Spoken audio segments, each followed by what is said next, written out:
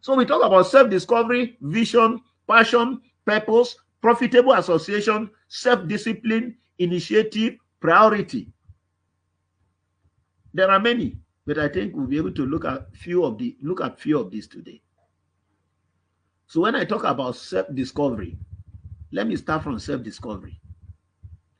Self-discovery of your inherent leadership potential is the key to an understanding of whom you are meant to be, and is the power that will bring you to fulfilling your purpose for existence as a leader. Self-discovery. See, the original intent in the heart of your maker, in the heart of God, for creating you, regardless of whom you are, whether you are a man or woman, black or white, from any region of the earth, the original intent in the heart of God for making you, you cannot assess that intent except you discover yourself. Mm. Now, let me share with you shortly. A story has been told of a young lion living among sheep. I want to bring this story to interpret what real self-discovery is before you can become a leader. There is a farmer, there is a shepherd having a lot of sheep, and he used to take his sheep every day out for grazing. And one day he was going into the field for grazing from his farmland, and they got to a place where the sheep were grazing. He climbed up a dry tree with a leafless tree where he can stay to see as very far away where the sheep are in the bush. And as he was on top of that tree, his sheep were inside the farmland. They were eating and they were grazing and they were going everywhere. And he saw a very small animal very far among the sheep. Then he came down. He went closer to look at it. It was a lion cub. A lion cub is a baby lion.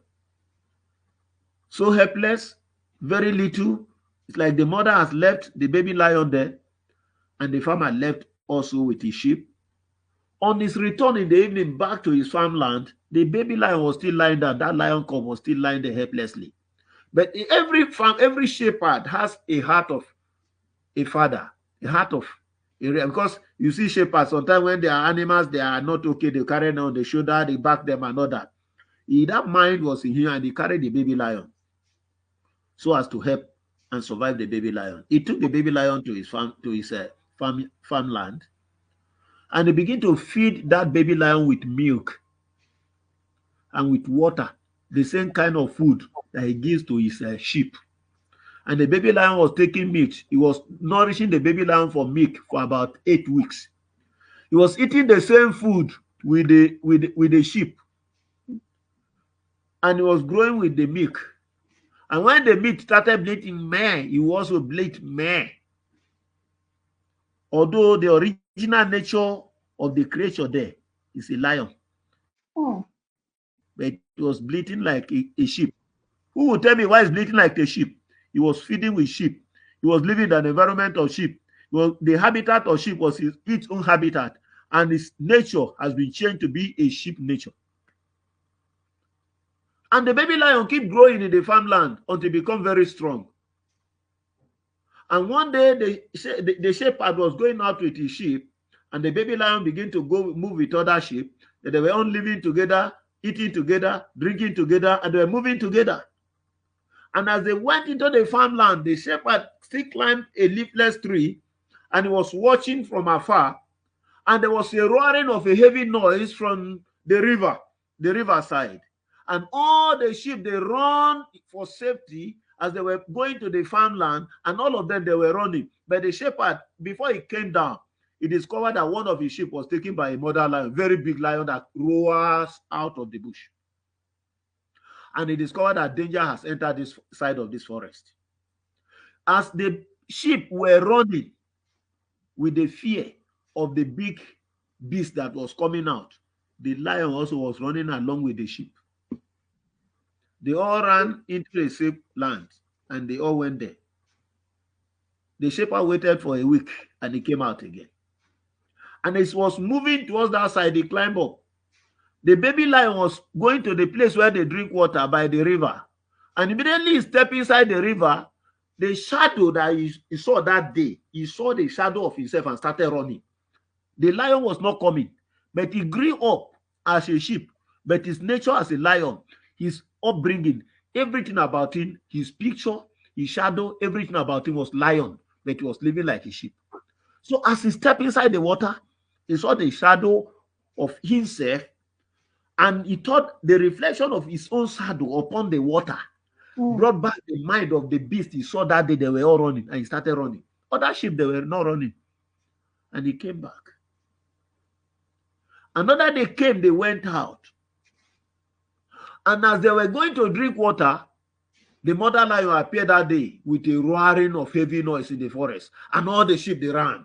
When this lion was about to run, he never knew that the mother lion was almost there to grab a sheep. And it was the lion. You know, lion doesn't eat lion. And the mother lion stood. And the young lion stood as well. He couldn't go back. He couldn't move. Terrified to a point as if he wanted to die, because the mother lion has blocked the path. And he looked at the mother lion, he looked at himself. And the mother lion looked at this baby lion. And the mother lion looked at the face of this one, he roared. This one could not know anything to do against, like he was trying to say whatever he can say because he want to be safe. He tried to roar also, but he's a bleating man. Why? Because I've been fed with the food of the sheep for a very long time. He never discovered that he is the lion, the master of the jungles, which he is. The mother lion kept growling at this small lion, and this small lion was trying. It's like the mother lion was saying, you are part of me. Say what I'm saying. Say what I'm saying. Say what I'm saying. And the entire forest begin to roar with heavy sounds until the baby lion begin to roar a little and a little. And the mother lion turned back and paused again. It is a point of decision. The baby lion discovered that I don't belong to the sheep. I belong to this heavy animal. Will I go back to the safe farmland, or I should step into the jungle, the unpredictable place, the place of terror? That was the decision. And the mother lion stood by as it paused, and it turned, and the baby lion followed. It was an invitation of the body of lion to discover itself from the midst of sheep.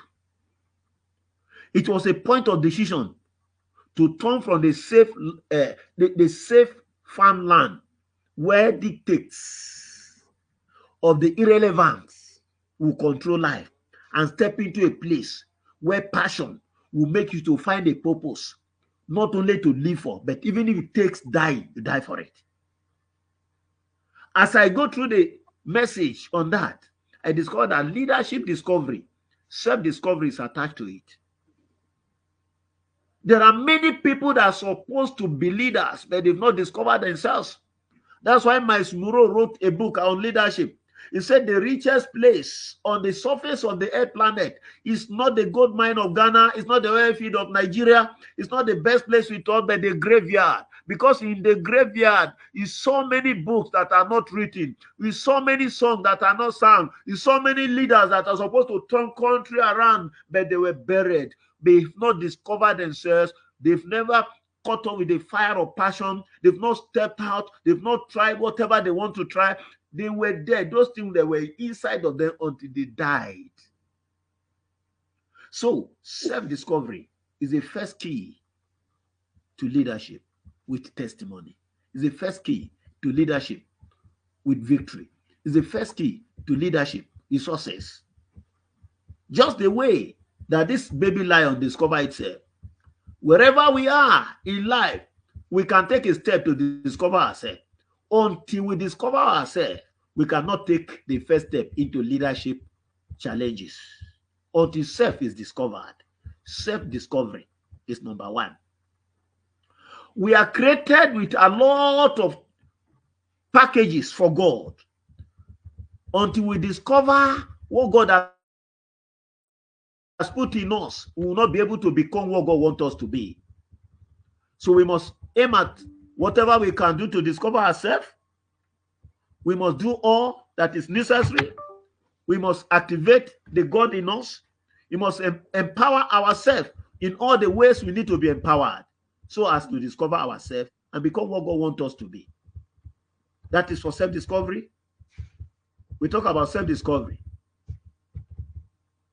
For you to discover yourself, there is something that God has planted in you that you need to exhibit, that you need to empower, that you need to stand up. There is no one that is a born mistake. There is a gift inside of every man. That is why the Bible said the gift of a man make it to stand before kings. There is something in you that will introduce you. There is something in you that will take you to the global world. Something in you that will make you a success. There is no one that is a born mistake. God has put inside of every one of us something that will make us a success, something that will make us to answer a question in life. There are questions in life. Every one of us is born to answer a question in life. Every one of us is born to answer a question, is born to be a solution to a particular challenge in life. But until we discover ourselves, there is a scenario of a man grew up to 75 years old. He was working in another field as he was directed. Continuously, he was helping people, doing all that, but he was not satisfied. The one thing about life, until you have discovered yourself, you are not satisfied, you don't have joy. When you are doing another thing that God has not called you to do, you may succeed in this maybe by mechanical training, but you will not be happy doing it. A man, 75 years old, he was about to die. He grew very old. His strength become weakened. And one day he jumped inside the river. And the young man, the swimmer that was by the right side of the sea, jumped along with him and started rescuing this old man. This old man refused to come out. The young man with his strength dragged the old man out of the river. And the old man said, "My son, you are the cause of my pain. Why didn't you allow me to die?" And the young man said, "Father, why could I allow you to die? You jump inside the river. What's your problem? I know you for more than 20 years now. You are a successful businessman." He said, "I have done everything to satisfy every man on earth, but I'm not satisfied. Everybody know me, but I did not know myself. My son, don't be like others. Try to be yourself." And this question leads us to self-discovery. Who are you? Have you ever tried to ask yourself one day, why am I born into this family? What was I born to do? Why did God give me the grace to become born again? What did God want me to do? Why am I different from other people? What is my potential? Where am I going after here? Why did I come to this planet Earth? Have you ever taken time to ask that questions? Self-discovery. You are not too old to resume your gift. You are not too old to find out what your gift is. Look at Moses. Moses spent 40 years in Egypt. He has not started his journey. It was when he was 80 years that he started his leadership. 40 years, there is passion in him. He discovered that there is something that God has planted in him to be a leader. The book of Hebrews said, by faith, he was born as a proper child. The word proper child means God has a purpose for giving him into Egypt. He had that passion. He discovered himself. Even at the age 40, he has not started. So no matter what your age, anytime you discover yourself, God can activate that thing in you. It was the age of 80 he started.